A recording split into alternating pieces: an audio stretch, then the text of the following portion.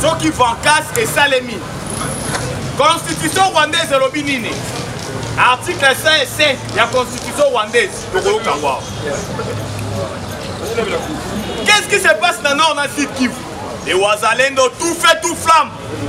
Katana, Kabare, Nyangezi, 67 terroristes rwandais. Les Wazalendo, tout fait, tout flamme. Les troupes rwandaises à l'est, il y a Congo démoralisé. Depuis les sanguinaires, Paul Kagame a mourant. Fatia Belisi Kagame. Oui, mais que c'est Belisaka. Kagame a belate. Mobutu a Kenda, Kagame a belité. Mouzé Laurent Désiré a Kenda a belité. Hippolyte Kanambe alias Joseph Kabila. 18 ans, Kagame a belité. Mais béton, le roi soleil, aïe, Kagame a béli mourant, Namboka Yalman, Naminis. Dossier Constant Moutamba. Dossier Constant Moutamba. Assemblée nationale, c'est une caisse de résonance. Il y a des Rwandais, des Kabilistes. Complot et c'est Bandaki Kala. Deuxième cible, on a informé Bilo Lelo. Le corps a cloué Constant Moutamba. Si on cible Moutou, il faut quoi ça est. On a sali Rwandais boy. Madame Thérèse Kaïkwamba. Retenez la date d'aujourd'hui. Donc, déjà. Mais tu sais qu'il y a une implication à Fati Béton. Oui, l'équipe d'Assemblée nationale les a ratés. Pourquoi cette politique de 2 poids 2 mesures? Nicolas Kazadi à lobby. Toza Bachouisser. Régime est caractérisé par la gabegie financière. Mais Nicolas Kazadi Mbongo est emboli dans l'Assemblée nationale. Va protéger Nicolas Kazadi. Assemblée nationale, les alliés Kokambama, la Vital Kamere et Loaka Ningini King. Et protéger Nicolas Kazadi pour Mbongo est emboli. Il fallait maintenant qu'on cloue Constant Moutamba. Les gars, quand on parle des marchés de gré à gré, le problème est où tu vois. Dans la passation à marché, où est le carapin appel d'offres. La société va soumissionner, l'État cause en approche à savoir dans la prison. À la seule appel d'offres. La société est en approche et soumissionnée. On a compris ça dans le droit administratif, moins 10 ans. Donc, à compris ça, monter au yo-yo. Et ils ont après prenant le gouvernement sert à préparer, mais à la Kisibino Tabombi en haut. Dans Barotala, va pli na bino ya appel d'offre na bino. Dans gagner un marché. Mais on constate Moutamba Salaki à lobby de gré à gré Zaninesa, Yomoko, Oponi société et Tonga. On les qui ça mon appel d'offre. Est-ce que comme Mamouti n'a pas poursuite judiciaire? Dans Moutalobi que mon solalité Zalaki mais Eza Awawa. Pour comprendre que oh il y a li constat Moutamba lelo, Okanga Mukola lelo, cible ya mibale. Eza Madame Thérèse Kaïkwamba. Comment on dit ba Rwandais ndenge ba sepeli? Ba Rwandais ba meli ba champagne. Donc bon et ça les même dans le gouvernement. Parce qu'il y a 5 membres du gouvernement. A commencé même à part Madame Judith Toulouka. Sa relation n'était plus au bon fils avec Constant Moutamba. Sa relation n'était plus au bon fils. Je le confirme. Depuis Constant Moutamba dans le gouvernement, on va comprendre que la relation n'a pas ministre de la justice ne va pas être dans le Cambo, Constant Moutamba, je sens l'odeur de détournement. Madame Judith a eu parole à contredire. C'est grave. C'est très grave. Donc cela veut dire que complot et outils, banda, donc confirmé en gros. On a interpellé Fati Béton. Mohamed Sanogo, prophète ivoirien, a prophétisé pour la Fati Béton Loba. L'insecte qui ronge l'haricot se trouve toujours dans l'haricot. Yamalia Galidé Soazan Nagides, entourage Nayonde Bobomayo. Je vais interpeller Fati Béton. Comment il a dossé Constant Moutamba? de l'État et les magistrats suprêmes. Dans la vie, on doit apprendre à dire la vérité.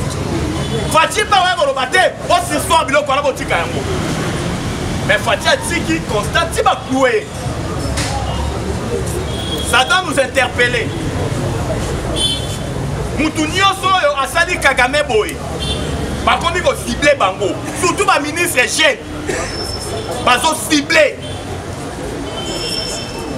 Kamere Loakaningi complice. Spécialiste d'empoisonnement. Un vrai populiste. On doit ouvrir l'œil et les bons. Parce qu'il y a un grand complot.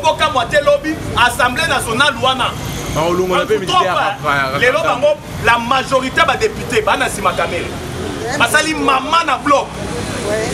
Peut-être sans format. Oh, peut-être lobby boka moitié bando combattre Fati. Parce que maman na bloc. Loaka ningi kimi yebo ba telemi wana.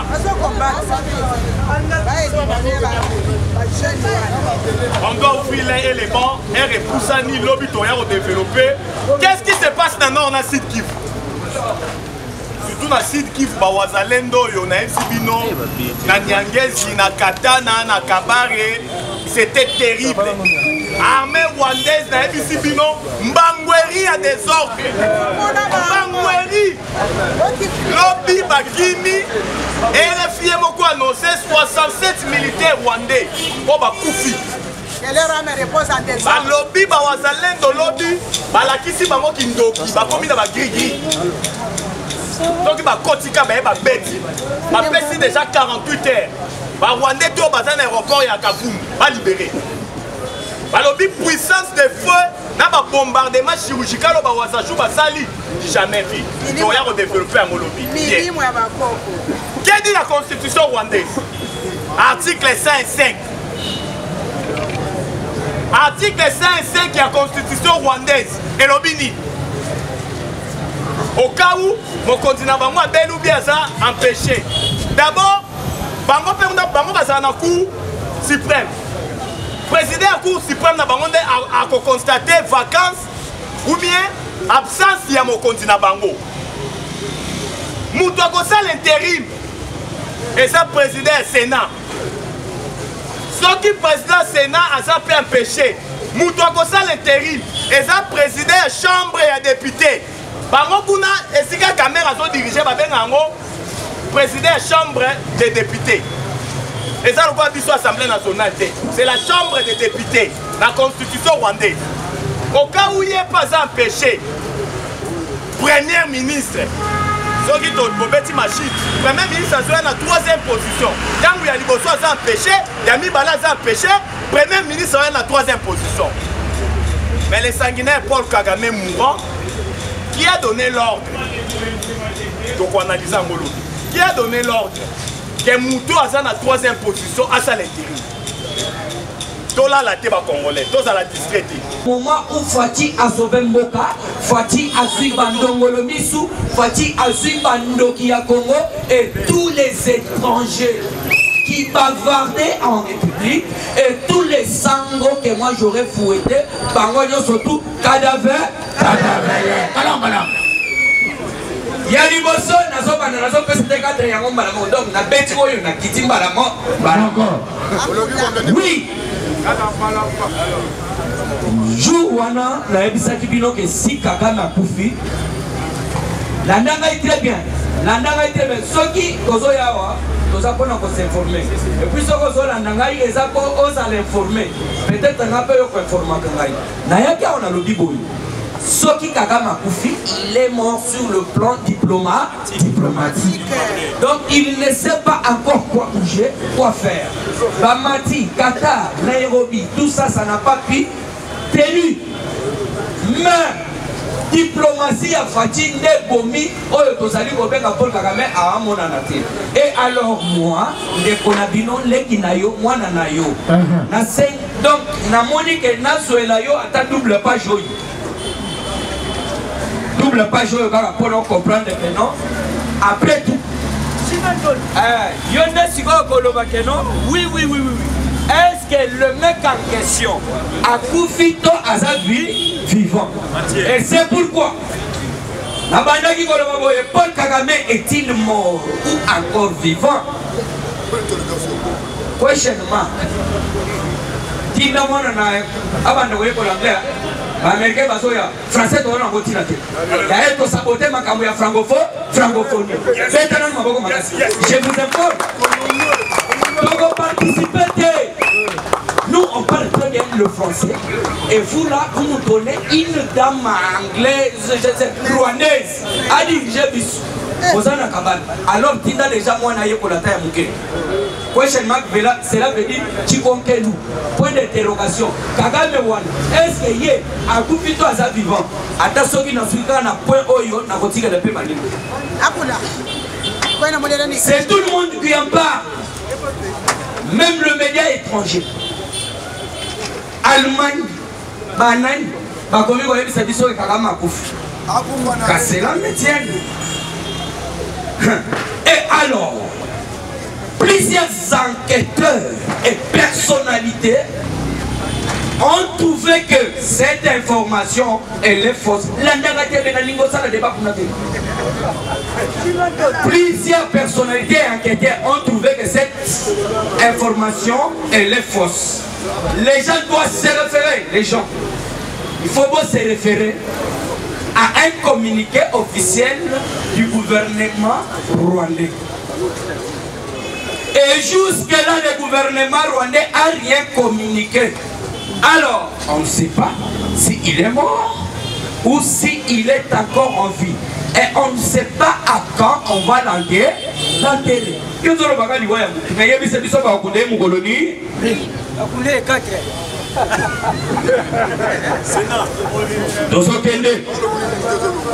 Rappelez-vous qu'en 2014, professeur Rosalia, en 2014, on avait fait aussi de tels bruits que Kagame a Koufi et tout ça, ceci, c'est là. Alors, quel est l'objectif poursuivi par celui qui propage cette information? Les raisons diffusées Bongo, la zone connue nationale. Et les dictateurs ont été toujours comme ça. Ils disparaissent et ils apparaissent. C'est comme ça. Les dictateurs que continuer.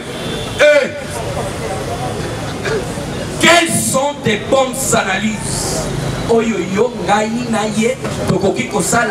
par rapport à ces soi-disant morts? Fallait oser la communiquer à Rwanda. Il me limite. Si on y a par rapport, puisque tu as dit que les dictateurs, surtout, même malade, n'a pas de bombe à Kayango. Tous ceux qui n'ont pas de loup. Exemple, la fatigue, mais toi, vous qui a monté. Ah là là là là là. Yoka, c'est qu'on peut comprendre qu'en réalité, il a tombé malade, peut-être, il a failli mourir. Et on l'a transporté en urgence. Parce qu'une telle information ne peut pas sortir comme ça. Il n'y a pas de fumée, hein, sans feu. Donc, il y a toujours quelqu'un qui l'a vu comment. Vous êtes en train de l'évacuer. Vous êtes en train de commémorer.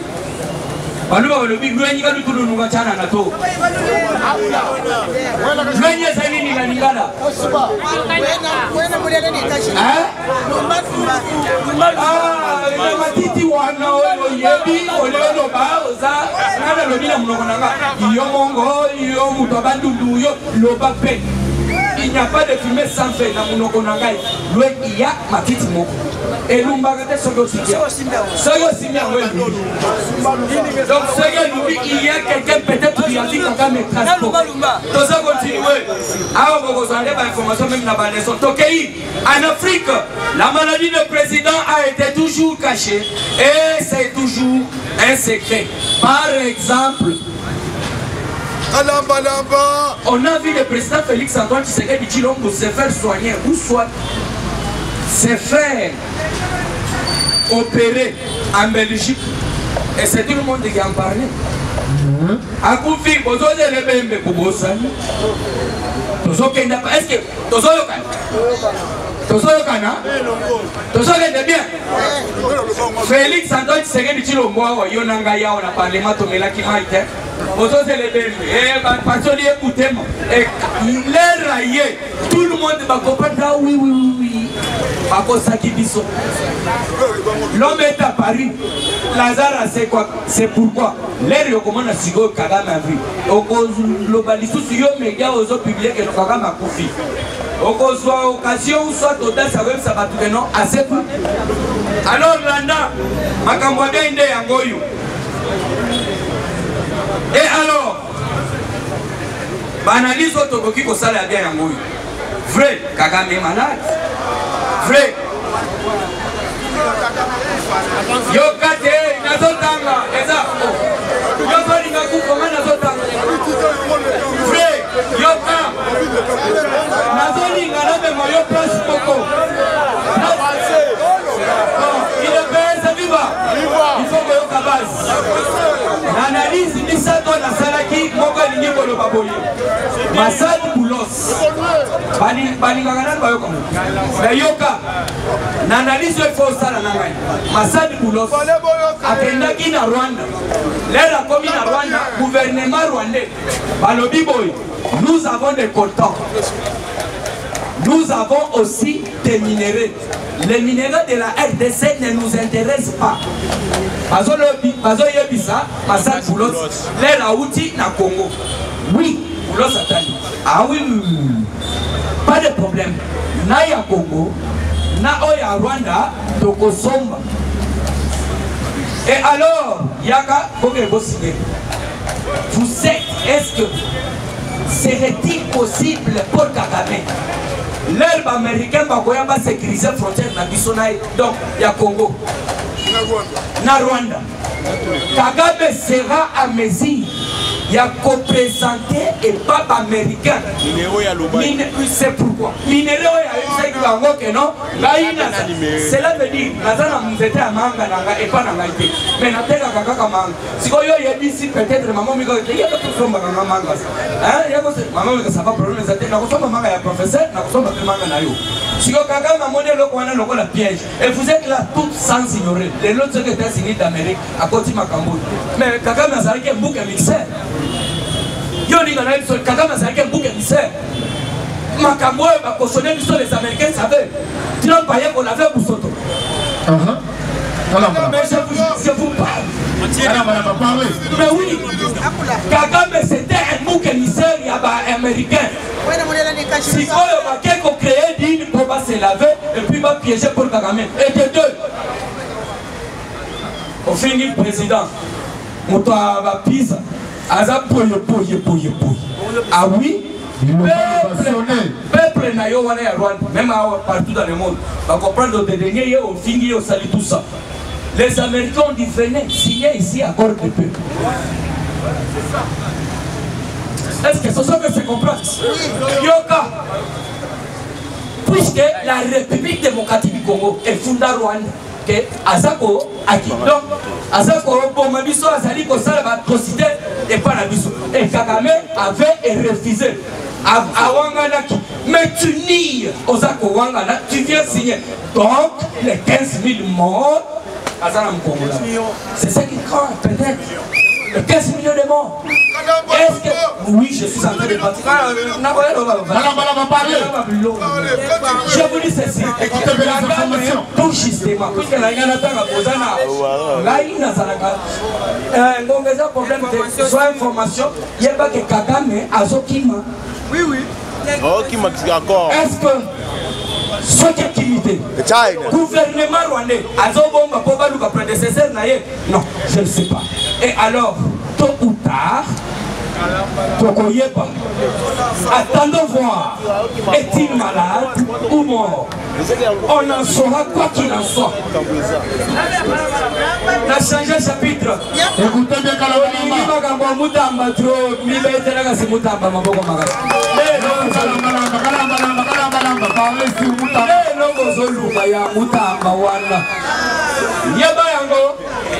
mais oui, vous avez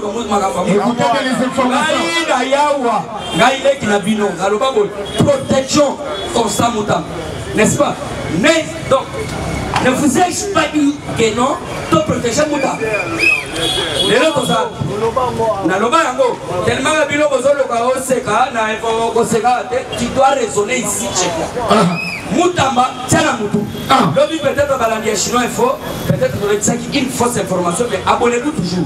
J'ai Moutamba Nakiba, dans l'année où tu approche. Balobi Moutamba a Tikani Kozala Nakibate, ambassade Nakibate. Et alors, dans ces aliawa, et Zali Boye. Yo, peut-être dans le CP. Mais Moutamba a dit l'isolo n'a mokosi désert. La même fois sur Banol ou Moutamba. Écoutez les informations, c'est qu'à la désert du temps, il y a causerie. Sans format. C'est la présence de désert. Est-ce que yo y mais il faut déposer tout directement les 10 minutes, ça suffit. Sortez dans mon bureau. 2 heures. Mais normalement, oui, yo, il est difficile à certain. Ah, oye, et puis Moutamba a lettre, il y a des missions à 4 pages. Et c'est que je retiens dans sa lettre à l'Obiboy. Et tous les traîtres sont connus. Oui. C'est un plan conçu au Akigali. Alors, Basa Korukangai, on te cherche. Bilo Bogobiga. Fatia Ozala, Vigilant, Beta Maboko. C'est Kalamba qui parle. Kalamba parle. L'homme peut-être mon ami a émission que le monde a gagné Boloko. Joseph Awuti Boloko Mokozide. De la prison en gloire. De la prison en gloire. Vous appelez Bandekwa Moutamba, on peut dire non. Nous, les ressortissants de Kingani, mais Toboy Moutamba. Allez.